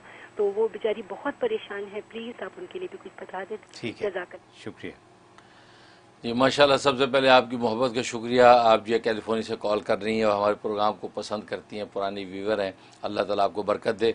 और जहाँ तक जो आपके सवालात का ताल्लुक है, पहला सवाल जो है आप फरमा रही कि दुरूद ताज और इसी तरीके से जो है अहदनामा नहीं पढ़ना चाहिए, किसी ने कहा। असल में दुरूद ताज और अहदनामा के हवाले से, फजीलत के हवाले से जो रिवायात नकल की जाती हैं वो रिवायात असल में मुस्तनद नहीं हैं कि इसकी ये फजीलत वो फजीलत, वो मुख्तलिफ रिवायतें हैं। उन रिवायतों पर मुहद्दिसीन का कलाम है कि कोई मौजू हैं, कोई ज़ईफ़ हैं, कोई नाकाबिल जो है वो कबूल है, इस तरह की सूरत हाल। लेकिन नफ्से जो दुरूद ताज इसी तरीके से जो है वो अहदनामा उनके पढ़ने में कोई मजाका नहीं, बतौर बरकत के बिल्कुल आप पढ़ सकते हैं, बरकत के। और जो भी उसके अंदर अल्फाज हैं कि बाज़ अल्फाज हदीसों के जो है वो हिकायत किए हुए लफ्ज़ हैं, उनको हिकायती की नीयत से आप पढ़ रहे हैं तो कोई उसमें मजाका नहीं है। लिहाजा उसके अंदर मेन जो एतराज़ होता है नूर मिन नूरिल्लाह के अल्फाज हैं, इस पर बुनियादी एतराज़ होता है। तो बाकी दूसरे हजरात को उसमें यह है कि नूर मिन नूरिल्लाह से मुराद है नूर मिन फैज़ी नूरिल्लाह, अल्लाह के फैज़ के नूर में से जो मोहम्मद सल्लल्लाहु अलैहि वसल्लम का नूर है। तो गोया कि वो फैज़ की नीयत करें तो नूर मिन नूरिल्लाह, तो इस नीयत से आप इसको तिलावत कर लें तो उसमें कोई मजाका नहीं है, क्योंकि उसके अल्फाज बहुत खूबसूरत हैं, आशिकाना हैं। तो लिहाजा दुरूद ताज बिल्कुल तिलावत कर सकते हैं। और इसी अहदनामा के अंदर जो अल्फाज हैं वो भी अल्लाह तबारक व तआला से खाद अहद के अल्फाज हैं, उसमें कोई मजाका नहीं है। बिल्कुल आप वो उसको तिलावत के तौर पे पढ़ के वो अल्लाह तबारक व तआला से अपने नेकी करने और गुनाहों से बचने का अहद बांध सकते हैं। लेकिन उसकी फजीलत के हवाले से जो रिवायत हैं उसको सुन्नत समझना या उसको जो है दीन का कोई हिस्सा समझना, जो मनकूल समझना, उसके अंदर कलाम है उलमा को, वो नीयत आप ना करें, वैसे बतौर बरकत के पढ़ लें तो उसमें कोई मजाका नहीं है। اور باقی ہے کہ دوسرا آپ جو کہہ رہے ہیں کہ شولڈر کے حوالے سے، اس کے لیے یا وہابو 23 ٹائم اس درد کی جگہ پہ شولڈر پہ ہاتھ رکھ کے آپ نے یا وہابو پڑھنا ہے اور اس کے اوپر دم کر لینا ہے. جب بھی موقع ملے 23 ٹائم یا وہابو پڑھ کے پھونک لیا کریں اور اول آخر 3 دفعہ درود شریف شامل کر لیں. اور تیسرا جو سوال ہے ان کو بتا دیں، سورۃ بنی اسرائیل آیت نمبر 80 نمبر آیت جو ہے یہ 101 دفعہ عشاء کے بعد پڑھیں. اول آخر 100 مرتبہ درود شریف پڑھنا ہے. شارٹ والا درود پڑھ سکتی ہیں صلی اللہ علیہ محمد وآلہ وسلم، یہ بھی پڑھ سکتی ہیں صلی اللہ علیہ نبی الامی، یہ بھی پڑھ سکتی ہیں 100 مرتبہ درود شریف، درمیان میں 101 دفعہ وہ آیت نمبر 80. اور یہ پڑھ کے جو دعا کریں 71 ڈیز کر لیں، انشاءاللہ ان کے مسائل غیب کے خزانے سے حل ہو جائیں گے. میں بھی دل سے دعا کرتا ہوں. بہت خوب، بہت شکریہ حضرت. اگلی کال لیتے ہیں. السلام علیکم، یور آن ایئر. ہیلو، السلام علیکم آپ دونوں کو. مفتی صاحب میں اہلیہ تنویر پاکستان سے بات کر رہی ہوں. ماشاءاللہ میں بہت بہتر ہوں مفتی صاحب. آپ کے ہر وظیفے سے مجھے بہت فائدہ ہوا، ہر معاملے میں مجھے بہت فائدہ ہوا اللہ تعالیٰ. مفتی صاحب ایک میری درخواست ہے کہ آپ مجھے بہن بنا لیجئے. بس مجھے 3 مہینے پہلے میرے بھائی کا انتقال ہو گیا تھا، میں بہت دکھی ہوں، تو میں چاہتی ہوں آپ مجھے بہن بنا لیں. اور ایک میرا بیٹا جو ہے ڈاکٹر، وہ FCPS کا جو پیپر دے رہا ہے اگلے ہفتے، 2 بار نہیں ہوا اس کا. تو ابھی میں آپ نے بتایا تھا سورہ کوثر پڑھ رہی ہوں میں 2 ہفتے سے مغرب کے بعد. آپ مجھے بتائیے اگلے ہفتے وہ کامیاب ہو جائے، اور خاص طور پہ آپ میرے بچے کے لیے دعا کیجیے. ٹھیک، بہت شکریہ. جی ماشاءاللہ ماشاءاللہ. پہلے تو خیر جو ہے وہ افسوس ہوا کہ بیٹے کے حوالے سے. انشاءاللہ اللہ تبارک و تعالیٰ ان کو ضرور کامیاب کریں گے، فکر نہ کریں. آپ جو ہے وہ جو دعا پڑھ رہی ہیں سورہ کوثر آپ پڑھ رہی ہیں، بالکل اس کو جاری رکھیں. ساتھ سورہ الم نشرہ بھی شامل کریں. سورہ الم نشرہ 17 ٹائم سورہ کوثر پڑھ کے اس کے بعد 17 ٹائم سورہ الم نشرہ پڑھ لیں، اور اول آخر 11 مرتبہ درود شریف پڑھ کے کامیابی کی دعا کرتی رہیں. میں بھی دل سے دعا کرتا ہوں کہ اللہ تبارک و تعالیٰ اگلے ہفتے ان کو جو ہے امتحان میں کامیاب کر دے. اور باقی آپ نے بہن بننے کی درخواست کی ہے، یقیناً انشاءاللہ آپ جس خلوص محبت سے یہ درخواست کرتی ہیں تو انشاءاللہ میں دل سے اس کو قبول کرتا ہوں. آپ بالکل میری بہن، میں آپ کو بہنوں کی فہرست میں شامل کرتا ہوں، اور بحیثیت بھائی کے انشاءاللہ دعا کرتا ہوں. آپ کے بھائی کے انتقال کا جو آپ کو دکھ ہے اللہ آپ کو قرار عطا فرمائے. میں بھی بحیثیت بھائی آپ کے لیے دعا کروں گا. آپ بہن بن کے میرے لیے بھی دعا گو رہیں. انشاءاللہ اس رشتے کو اللہ تبارک و تعالیٰ قبول و منظور فرمائے. بہت شکریہ، بہت خوب. اگلی کال لیتے ہیں. السلام علیکم، یور آن ایئر. السلام علیکم. وعلیکم السلام. آپ دونوں کو ٹیم کو، میں انڈیا سے بات کر رہا ہوں، حیدرآباد سے، اور میں حضرت جی سے بات کرتے رہتا ہوں. حضرت جی سے اور آپ کی پوری رحم ٹیم سے میں بہت بہت محبت کرتا ہوں. اللہ پاک آپ سب کو اور آپ کی سب کی ٹیم کو جزائے خیر دے، فل دنیا اور آخرت میں بھی. اور حضرت جی سے تو اتنی محبت ہے کہ بڑی بات نہیں، کہ جان بھی دے سکتا ہوں ان کے لیے، اتنی محبت ہے ان سے. اور نہ بن جانے کیوں ان کو دیکھتا ہوں تو آنسو آتے ہیں. آج پہلی بار کال کرنے کا موقع ملا ہے. میں ابھی ٹرائی کرا قسمت سے، تو اللہ کا کرم ہے لگ گیا. تو پہلی تو میری محبت ہے آپ کے لیے، اور دعا کریں ہمارے لیے بھی. اور انڈیا کے حالات خراب ہے وغیرہ، آپ تو بہتر جانتے ہیں. اور سوالات کے تعلق سے پہلا سوال یہ ہے کہ حضرت بہت سے علماء کہتے ہیں، اور یہ تفریق بھی بن چکی ہے دین اور دنیا کی. جہاں تک میری ریسرچ ہے، اسلام میں دین اور دنیا کو تفریق نہیں کی گئی ہے. قرآن میں خود اللہ تعالیٰ دنیا اور آخرت کی تفریق کرتے ہیں، اور دنیا سے مراد ہے اللہ تعالیٰ کی یاد سے غافل ہونا. اب کوئی کماتا ہے، کوئی امیر بنتا ہے، کوئی لگژریس لائف کی خواہش رکھتا ہے، تو علماء کہتے ہیں دیکھیں بھائی، آپ صلی اللہ علیہ وسلم نے تو غربت کی زندگی گزاری ہے، صحابہ نے بھی غربت کی زندگی گزاری ہے. تو میرا سوال یہ ہے حضرت کہ آپ صلی اللہ علیہ وسلم کا صبر اور مقام مرتبہ تو الگ ہے، اس طریقے سے کمپیئر کرنا، یا کوئی خواہش رکھتا ہے؟ آپ کو تو پتا ہے کہ صحابہ میں عثمان غنی رضی اللہ عنہ کا مقام و مرتبہ کیا تھا. اور بعض صحابہ کے بارے میں ہم نے سنا ہے کہ ان کی اونٹ پہلا اونٹ مکہ میں ہوتا تھا تو لاسٹ اونٹ مدینہ میں ہوتا تھا. اتنے مالدار صحابہ بھی تھے. تو کیا اسلام نے دین اور دنیا کی تفریق کی ہے؟ پہلا سوال یہ ہے. بہت شکریہ. ٹھیک، ماشاء اللہ. سب سے پہلے آپ کی محبت کو شکریہ. جس قدر اور جس انداز سے آپ نے اظہار محبت کیا ہے، اللہ تبارک و تعالیٰ اس کو قبول فرمائے، اور ہمیں اشاعت دین، دفاع اسلام اور خدمت خلق کا کام اسی طرح لیتا رہے. اور رحم ٹی وی پوری ٹیم جو ہماری، جو اس کو اللہ جزائے خیر دے، اور اسی طریقے سے آپ تک یہ پیغام حق پہنچتا رہے. اور باقی آپ نے سوال بہت اچھا کیا ہے کہ بعض علماء فرماتے ہیں کہ دین دنیا میں تفریق کرتے ہیں. وہ تفریق علماء کرام اس معنی میں نہیں کرتے کہ آپ کو دنیا کمانے کی اجازت نہیں ہے. وہ اس معنی میں تفریق کرتے ہوں گے کہ دنیا جو ہے وہ گویا کہ دنیا نیری دنیا دین کے بغیر وہ بیکار ہے، اور دین جو ہے وہ یہ ایک بات یاد رکھے، دین دنیا کے بغیر نہیں ہوتا. دنیا بغیر دین کی ہو سکتی ہے، دین دنیا کے بغیر نہیں ہوتا. تو وہ علماء سے میں یہی کہنا چاہتے ہیں کہ آپ دین کو اختیار کریں. جب دین کو اختیار کریں گے تو دنیا آٹومیٹکلی آئے گی. کیونکہ دیکھیں آپ کو پتہ ہے کہ انبیاء کرام علیہم الصلاۃ والسلام میں بادشاہ بھی گزرے ہیں. ایسے حضرت بادشاہ گزرے، حضرت داؤد علیہ السلام بادشاہ گزرے ہیں، حضرت سلیمان جیسی بادشاہت کی کوئی نظیر قیامت تک قائم نہیں ہونی. حضرت یوسف علیہ الصلاۃ والسلام بادشاہ گزرے ہیں. تو بڑے بڑے مالدار، حضرت شعیب علیہ الصلاۃ والسلام بڑے مالدار تاجر قسم کے جو وہ پیغمبر تھے. تو پیغمبروں میں بڑے مالدار جو پیغمبر گزرے ہیں. تو اگر یہ دنیا دین کے خلاف ہوتی تو یہ تو نبوت کے بھی خلاف نہیں ہے، تو دین کے خلاف کیسے ہو سکتی ہے؟ تو علماء کا اصل میں کہنے کا مقصد یہ ہوتا ہوگا کہ بھی آپ دنیا کے اندر اتنے منہمک نہ ہو جائیں کہ دین آپ کے ہاتھ سے چھوٹ جائے. یہ ہے کیوں کہ نیری دنیا جو بغیر دین کی ہو سکتی ہے، لیکن دین جو ہے بغیر دنیا کے نہیں ہو سکتا. لہذا دین کو اختیار کریں، اور جہاں آپ کا دین چھوٹتا ہو وہ دنیا آپ کو حاصل کرنی پڑے تو اس دنیا کو آپ لات مار دیں کہ آپ کا دین نہ چھوٹے. یہ مقصد ہے. تو لہٰذا جو ہے جو واقعی علماء حق ہیں، جو واقعی علماء بصیرت رکھنے والے، وہ کبھی نہیں کہتے کہ دین دنیا میں تفریق ہے، بلکہ دین دنیا دونوں ساتھ ساتھ چلتے ہیں. اور انسان جو ہے وہ دنیا کے بغیر تو کچھ بھی نہیں ہے. دنیا کو قرآن نے خیر کہا ہے، مال و دولت کو جو خیر کہا ہے، اس لیے خیر کہا ہے، قوام کہا ہے، زندگی کا جو ہے وہ بہت بڑی پیٹ اور سہارا کہا ہے مال و دولت کو. مال و دولت کے بغیر تو انسان جو حج نہیں کر سکتا. حج کی سعادت مالدار ہونے کی وجہ سے تو حاصل کرتا ہے. زکوٰۃ دینے کی سعادت انسان مالدار ہونے کی وجہ سے تو حاصل کرتا ہے. غریب کو تو زکوٰۃ دینے کی سعادت ہی نہیں ملتی، غریب کو تو حج کرنے کا موقع ہی نہیں ملتا. تو یہ مالداروں کی عبادتیں ہیں. اس کا مطلب کہ مالدار ہونا جو ہے یہ نہ قرآن میں منع ہے، نہ اللہ رسول کے منشا کے خلاف ہے. تبھی جیسے کہ آپ نے خود مینشن کیا کہ صحابہ کرام میں بڑے بڑے مالدار موجود تھے، اور نبی پاک صلی اللہ علیہ وسلم کو غریب آپ سمجھیں، یہ تو آپ کی بے وقوفی ہے. نبی سے زیادہ امیر دنیا میں ہے کون؟ ساری دنیا کی دولتیں آپ کے قدموں میں ہیں. اود پہاڑ سونے کا بن کے آپ کے ساتھ چلنے کو تیار ہے. ساری کائنات کے خزانے آپ کے سامنے خادم بن کے کھڑے ہونے کو تیار ہیں.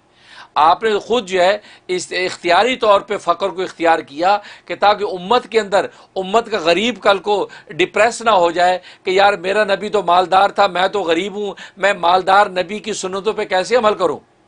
تو نبی نے خود اس فقر کو اختیار کیا تاکہ میری امت کا غریب بھی میری چھوٹی چھوٹی سنتوں پہ عمل کر سکے، میری اداؤں پہ مر مٹے. اس لیے آپ نے اختیار کیا، کیونکہ آپ کو پتہ ہے کہ ادنا درجہ اختیار کرنے میں مالدار تو اس ادنا درجے کو اختیار کر سکتا ہے. جیسے نبی نے زمین پہ بیٹھ کے کھانا کھایا ہے تو مالدار تو زمین پہ بیٹھ کے کھا سکتا ہے، غریب تو کھائے گا ہی کھائے گا. تو غریب نبی کی ادا سمجھ کے کھائے گا، مالدار بھی اس ادا کو اڈاپٹ کر سکتا ہے. لیکن اگر نبی مالدار ہوتے اور شاہی گدوں اور شاہی سٹائل سے زندگی گزارتے تو امت کا غریب کہ اب جس کے بعد کوئی نبی آنا نہیں، آخری نبی ہے، نمونہ بن کے آیا ہے، تو امت کا غریب بیچارہ اس نبی کی ادا کو کیسے لیتا. اس لیے نبی پاک صلی اللہ علیہ وسلم نے اختیاری فقر اختیار کیا تاکہ امت کا غریب بھی عمل کر سکے. ورنہ نبی پاک سے زیادہ مالدار دنیا میں ہے کون؟ جس کی برکت سے صحابہ مالدار بنے، جن کی دعاؤں سے عبد الرحمن ابن عوف جیسا صحابی اتنا مالدار بنا کہ جیسے کہ آپ بتا رہے ہیں کہ ان کا آخری اونٹ جو ہے ملک شام میں ہوتا تھا، پہلا اونٹ مدینے میں ہوتا تھا. اتنا مال. عثمان غنی رضی اللہ تعالیٰ عنہ مال و دولت کے ساتھ دنیا میں بیر روما خرید کے جنت کو خرید لیتے ہیں. تو یہ نبی کی نظر کرم سے ہی مالدار بنے، لیکن خود نبی نے اپنی ذات کے لیے فقر کو اختیار کیا. ورنہ نبی سے مالدار کون ہوگا؟ آپ نے دیکھا کہ نبی پاک صلی اللہ علیہ وسلم قربانی کے موقع پہ 63 اونٹ قربان کیے. 63 کیا آج کوئی مالدار دنیا میں ہے کہ جس سے 63 اونٹ ذبح کیے ہوں قربانی پہ؟ کوئی حاجی آج تک ابھی تک تو کوئی مثال قائم نہیں ہوئی کہ کسی مالدار حاجی نے سوچا ہو کہ حج کے موقع پہ میں 63 اونٹ ذبح کروں گا، یا ہندو پاک کے اندر یا دنیا کسی خطے میں قربانی اسے سوچا میں 63 اونٹوں کی قربانی کروں گا. ابھی تک تو آج کی دنیا میں مالدار پیدا نہیں ہوا جس دور میں بل گیٹس زندہ ہے، جس دور میں بل گیٹس زندہ ہے. آج کی ایسا تو نبی نے اپنے اس دور کے اندر 63 اونٹ ذبح کیے ہیں، تو نبی سے زیادہ مالدار کون ہوگا؟ اس لیے لیکن آپ کا فقر اختیاری ہے.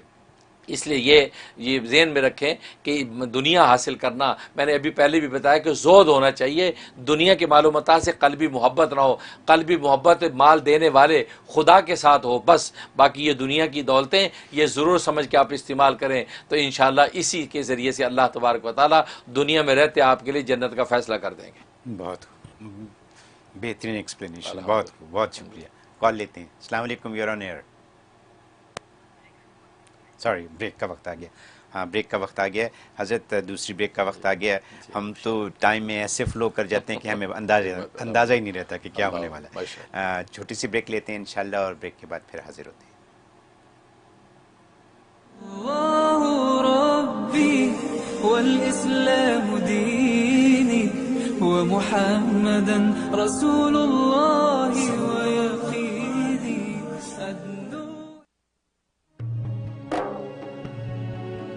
ہر دل سے ہو رشتہ رحم کا۔ اعوذ باللہ من الشیطان الرجیم، بسم اللہ الرحمن الرحیم۔ الرحمن علم القرآن خلق الانسان علمه البیان۔ Rasulullah sallallahu alayhi wasallam said, whoever reads, memorizes the Quran and regards its permissible as permissible and its impermissible as impermissible, Allah subhanahu wa ta'ala will admit him into Jannah and allow him to intercede for 10 family members who were destined for hell. Rasulullah sallallahu alayhi wasallam said, whosoever recites the Quran and practice upon its commandment, the reciter's parents will be given a crown on the day of Qiyamah. The brightness of that crown will be more intense than the brightness of the sun. Learning and reading the Quran is an extremely important step for every Muslim. Darul Uloom Zakaria, New York, under the supervision of Grand Mufti of America, Mufti Munir Ahmed Akhoon, offers a Tahfidhul Quran program for students to memorize and read the Quran and attain their ijazah. Our teaching method is highly structured with a proper balance of memorization and review of each lesson to ensure what is learned is not lost. Boarding facilities are available for boys. We have very limited seats, so register now at almuniruniversity.org to secure your admission. ہر دل سے ہو رشتہ رحم کا۔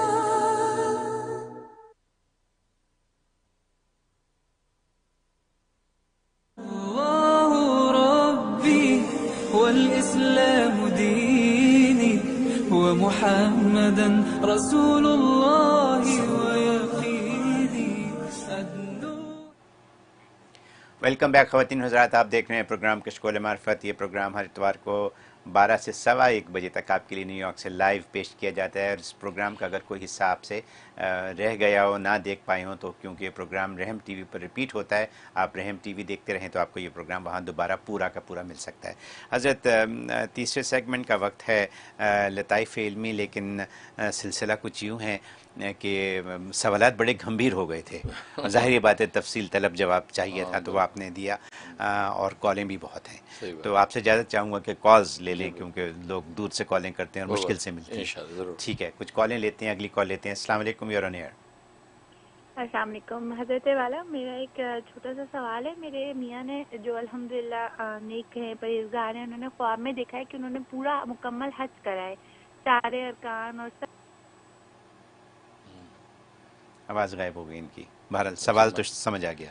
ماشاءاللہ ماشاءاللہ، خواب اگر جو آپ نے دیکھا اپنے ہسبینڈ کے حوالے سے تو ماشاءاللہ انہوں نے حج کیا، تو اس کا مطلب اللہ تبارک و تعالیٰ ان کو حج کروائیں گے اگر اب تک حج نہیں کیا، اور اگر حج کیا ہوا ہے تو اس حج کے قبول ہونے کا اشارہ ہے، تو کہ خواب میں اس کی حج کی قبولیت کا اشارہ ہے، لہٰذا 2 رکعت نماز شکرانہ ادا کر لیں اور اللہ تبارک و تعالیٰ کے راستے میں صدقہ نکال دیں، انشاءاللہ ان کی نیکیاں قبول ہوتی رہیں گی۔ بہت شکریہ، اگلی کال لیتے ہیں۔ السلام علیکم، یور آن ایئر۔ جی السلام علیکم حضرت جی، آپ کا پروگرام بہت ہی اچھا ہے۔ سب سے پہلے تو پروگرام کی تعریف کرنی تھی، اور 2 چھوٹے سے مسئلے ہیں، یہ کہ ایک تو مطلب کوشچن ہے 2 چھوٹے، لیکن مسئلہ تو بڑا ہے۔ میرے ہسبینڈ کے دل میں میرے لیے اتنی نفرت میرے سسرال والوں نے اور اتنی غلط فہمیاں پیدا کر دی ہیں کہ میں نے مطلب بہت وظیفے بھی کیے ہیں لیکن ابھی تک کچھ اثر نہیں ہو رہا. اور دوسرا یہ چھوٹا سا کوشچن تھا کہ کچھ ایسا چھوٹا وظیفہ عشاء کے بعد پڑھنے کے لیے بتا دیں کہ جس سے میرا بیٹا جس یونیورسٹی میں جاتا ہے وہاں پر ایڈمیشن ہو جائے اس کا. ٹھیک، شکریہ. جی ماشاءاللہ، سب سے پہلے آپ کی محبت کا شکریہ، اور آپ کی محبت سے ظاہر ہے کہ پروگرام آگے چل رہے ہیں تو اللہ تبارک و تعالی صدقہ جاریہ بنائے. جہاں تک پہلے سوال کا تعلق ہے، شوہر یہ آپ کو اذیت دیتا ہے، تکلیف دہ بنا ہے، نفرتیں پیدا ہو گئی ہیں، تو بھائی اس شوہر کو کک آؤٹ کریں، چھوڑیں اس کو. آپ اپنا ٹائم ویسٹ کیوں کرتی ہیں؟ اگر شوہر اتنے بد دماغ ہے اور درست نہیں ہوتا، سسرال سارا آپ کے خلاف ہے، تو آپ نے وہاں پہ کیوں ضرور رہنا ہے؟ تو آپ جو اس سے خلا لے لیں، آپ اپنی زندگی گزاریں، کیونکہ قرآن کریم میں اللہ تبارک و تعالیٰ نے صاف کہہ دیا کہ اگر دونوں میاں بیوی کی نہیں بنتی تو پھر اس کا حل یہ ہے کہ ایک ثالث قائم کر کے جدائی کر دیں، اور دونوں کا اللہ وارث ہے، اللہ دونوں کو سنبھال لے گا. لہٰذا آپ جو ہے زیادہ بھی اس پہ ٹائم ویسٹ نہ کریں. اس سے بہتر ہے کہ آپ اپنے اللہ سے اللہ لگانے میں وقت لگائیں. شوہر کو منانے کے بجائے خدا کو منانے میں ٹائم لگا لیں تو وہ زیادہ بہتر ہے. انشاءاللہ اس سے آپ کو نفع ہوگا، اور وہ مالک خالق جو ہے وہ آپ کی مصلحت کے مطابق وہ لطیف ذات ہے، صحیح فیصلہ کرے گا. آگے کی ازدواجی زندگی بھی ہو سکتا ہے اور نئے رنگ میں آپ کو اچھے انداز سے دے دے، اور ہو سکتا ہے اسی کے قلب کو درست کر لے. تو شوہر کو اگنور کر کے آپ خدا کو یاد میں لگ جائیں، یہ اور خود وہ آٹومیٹکلی اللہ اس کو درست کر دیں گے، ایسا پاسبل بھی ہے. لیکن اب شوہر کے پیچھے جو ہے وہ ایک لیلا بن کے پھرتے رہیں، اس کو مناتے پھرتے رہیں، اس کے منہ کے ایکسپریشن صبح شام دیکھ دیکھ کے ٹائم ویسٹ کرتی رہیں. اس کا اتنا ٹائم ہمارے پاس نہیں ہے. آپ اپنا ٹائم خدا کی یاد میں لگائیں. ایسے نالائقوں کو کک آؤٹ کریں، انشاءاللہ ان کو اپنی حیثیت وقت سمجھ میں آ جائے گی. اور باقی یہ ہے کہ آپ کہ بیٹے کے لیے، اس کے لیے آج جو میں نے وظیفہ بتایا یا لطیفو، اس کے لیے یا لطیفو جو ہے 313 دفعہ پڑھیں، اول آخر 13 دفعہ درود شریف پڑھ کے اس کے امتحان میں اور ایڈمیشن کے لیے دعا کرتی رہیں. انشاءاللہ 41 ڈیز کر لیں، انشاءاللہ اس کو ایڈمیشن مل جائے گا. میں بھی دل سے دعا کرتا ہوں. بہت خوب، بہت شکریہ. حضرت یوٹیوب پر سیف عزیز ہیں جنہوں نے ابھی ڈونیشن بھی کیا ہے، اور انہوں نے اپنی دعائیں قبول ہونے کے لیے، وہ کوئی خاص لفظ ہے جن کی دعائیں قبول ہو جاتی ہیں، مستجاب دعوات. مستجاب دعوات. اچھا، تو انہوں نے کہا وہ بننا چاہتے ہیں. اچھا، تو اس کے لیے انہوں نے ترکیب پوچھی آپ سے.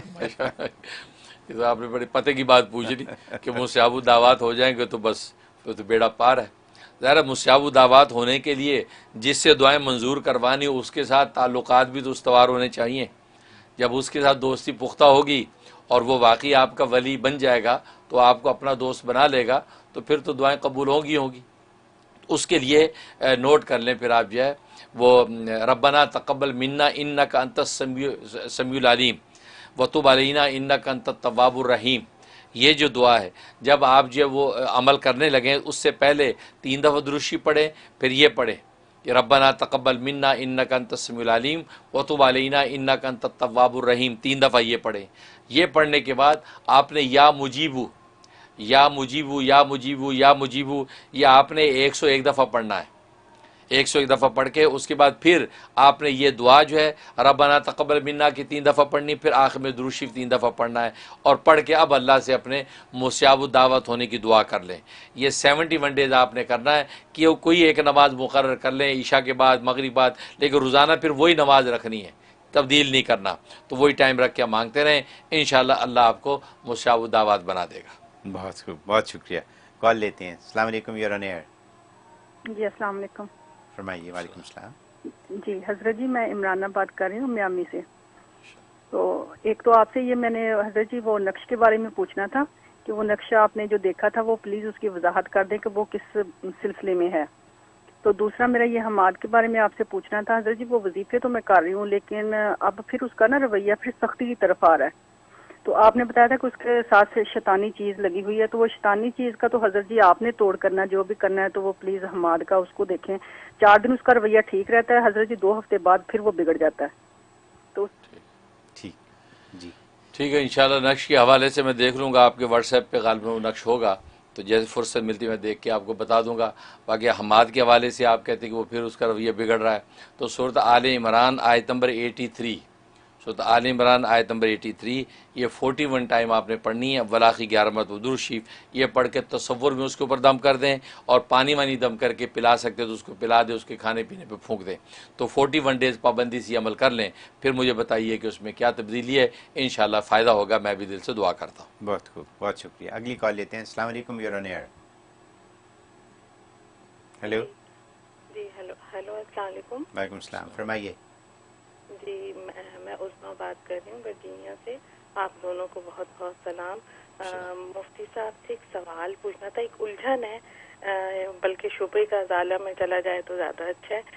وہ یہ ہے کہ میں سورہ توبہ کی شاید آخری آیت ہے، لو انزلنا ھذا القرآن علی جبل، تو وہ میں پڑھ رہی تھی. مطلب مجھے وہ ہو رہا تھا کہ حضور صلی اللہ علیہ وسلم بے شک بشر تھے، لیکن اس کے معنی کہتے ہیں کہ اگر ہم یہ قرآن پہاڑ پہ اتارتے تو وہ ریزہ ریزہ ہو جاتا. اور ایک سورہ فتح کی آیت نمبر شاید 9 ہے غالباً، تو اس سے مجھے ذرا شبہ تھوڑا تھا، وہ کلیئر مطلب اس کی کلیئرفیکیشن چاہیے تھی مجھے مفتی صاحب. ٹھیک ہے، بہت شکریہ. جی ٹھیک ہے، ماشاءاللہ اچھا سوال کیا آپ نے کہ سورۃ توبہ نہیں، سورہ حشر کی آخری جو رکوع ہے لو انزلنا ھذا القرآن کا، کہ پہاڑوں پہ اتارا جاتا. اور پھر آپ بتا رہی کہ سورہ فتح کی آیت نمبر 9 کے ساتھ آپ کو کوئی تضاد و تعارض نظر آ رہا ہے، وہ آپ پوچھنا چاہتی ہیں، تو بہت اچھا ہے، اس کو شبے کی ازالے میں ڈال لیتے ہیں. انشاءاللہ نیکسٹ یا اس سے اگلے والے میں انشاءاللہ اس کو جو ہم کلیئر کر دیں گے. اور کیونکہ تفصیلی نکات ہیں، علمی بات ہے، تو اس کو تفصیل سے شبے کی ازالے میں بیان کریں گے. اللہ تعالیٰ قبول فرمائے. حضرت سوال میرے پاس ہے، اور وہ بھی ایسا ہی ہے کہ جو شبے کے ازالے میں بھی جانا چاہیے، لیکن اس کا کسی نے پوچھا بھی ہے. تو وہ انہوں نے یہ پوچھا ہے کہ آپ نے فرمایا تھا پچھلے پروگرام میں کہ جب کوئی پیدا ہوتا ہے تو اللہ اس کی قسمتیں لکھ دیتا ہے. تو انہوں نے یہ پوچھا ہے کہ اگر ایسی ہی بات ہے تو پھر ہم کیوں وظیفے کریں اور کیوں دعائیں کریں اور کیوں اللہ سے اور مانگے، جبکہ اللہ نے آلریڈی ہمیں جو نوازنا تھا وہ نواز دیا at the time of birth. صحیح. تو اس کے بارے میں کچھ فرما دیجئے تھوڑا سا. نہیں، لیکن اگر شبے کے ازالے میں ڈالنا ہے تو پھر وہیں ڈالیں. شبے کے یہ سوال شبے کے ازالے والا ہی ہے میرا خیال میں. جواب تو مجھے آ گیا، میں دے سکتا ہوں، لیکن یہ ہے کہ اس وقت کریں گے تو ایک پوری اچھا کلپ. تو اس کو اگلے شبے کے ازالے میں انشاءاللہ ڈالنے کی کوشش کریں گے. اس کے بعد یہ اس کے بعد خاتون کا. ٹھیک ہے، تو اگلے 2 شبے ہمارے طے ہو گئے. بہت خوب. حالانکہ مجھے تو خیر اسی وقت پتہ چلتا ہے شبہ کیا ہے. یہ شبے جو پہلے سے پتہ چلے ہیں، لیکن میرے اللہ کی رحمت و عنایت ہے کہ اسی وقت شبہ آپ مجھے کرتے ہیں، اللہ اسی وقت القاء الہام کر کے آپ کو جواب کلوا دیتے ہیں. تو یہ شبے گویا کہ پہلے سے پتہ چل گئے. یہ اتفاق کی بات ہے. لیکن کہ ناظرین کو بھی گویا کہ ان کے علم میں ہو کہ الحمدللہ پہلے سے مجھے شبے کی خبر نہیں. یہ تو اتفاق، کسی نے سوال پوچھا. اچھا، مجھے مزہ بھی اسی وقت آتا ہے کہ اسی وقت مجھے پتہ چلے کہ اس وقت وہ جواب پہ اللہ کے القائی ہوتا ہے. اس سے خدا جو ہے ہمیں دل دماغ کو کھولتا تو پھر انسان جواب دیتا تو لطف آتا. میں نے صرف اس لیے یہ پوچھ لیا کہ کیونکہ کسی نے بھیجا ہے، تو میں نے کہا کہیں وہ یہ نہ سمجھیں کہ میں نے اگنور کر دیا. تو ٹھیک ہے. تو اب یوٹیوب پر بے تحاشا لوگوں نے دعاؤں کی اپیل کی ہے. ظاہری بات ہے، آپ دعائیں کرتے ہیں دن کو، راتوں کو، نمازوں میں، سب لوگوں کی. تو ابھی آپ پہلے فرما رہے تھے کہ جو آپ سے واٹس ایپ پہ یا کہیں میسج بھیجتے ہیں، آپ ان کے جواب دیں یا نہ دیں، لیکن ان کے لیے آپ دعا کرتے ہیں. تو سب لوگوں کو یہ یقین ہونا چاہیے کہ حضرت دعائیں کرتے رہتے ہیں سب کے لیے. آپ سب کے لیے دعائیں ہو رہی ہیں، چاہے آپ کو ہم رسپونڈ دیں یا نہ دیں. حضرت وقت تو ختم ہو چکا ہے، تو آپ کی اجازت ہو تو اب پروگرام بند کرتے ہیں. آپ کا اور آپ سب کا اللہ حامی و ناصر ہو. ہمیں اجازت دیجیے. السلام علیکم.